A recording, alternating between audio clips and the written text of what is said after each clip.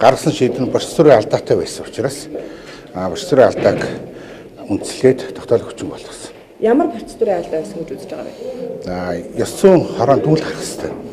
Тэр дүгнэлт гараагүй байсан учраас энэ асуудал шийдсэн. Танай хяналтын орон юу ямар бүрэлдэхүүнтэй яаж ажиллаж байна? Хуучин хяналтын оронд байсан гишүүд жишээлбэл байгаа юу? За энэ талаар энд ил хэлэх бас зохимжтой биш байх. Тэгээ энэ талаар та нар асуух шаардлагатай бол бас намын байран дээр асууж болох уу?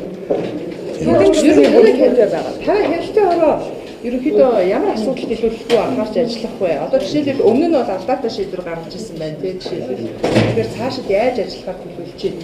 Ерөөсөө л намын дүрмийг хэрэгжүүлэх л үүрэгтэй. Тэгэл тэр үүргээл биелүүлнэ. Байхгүй. Намын хамаар зүйлсэн шалтгаан нь бол бусдыг гүдгсэн худал мэдээлэл удаатаараа тараасан гэсэн. Одоо энэ нь гэхдээ хуулиар шийдэгдэг байхад намаас нь одоо ингээд өгчүү. Намаас нь хөөсөн шийдвэрийг хүчингү болгочихж байгаа нь өөрөө асуудалтай юм шүү. Одоо энэ их хоёртой холбоотой асуудал чинь хуулиар шийдэгдэж дуусах байгаа шүү дээ. За ямар ч гэсэн гарсан өргөдлийг бид нар хуулийн намын дүрмийн хэмжээ шийдсэн.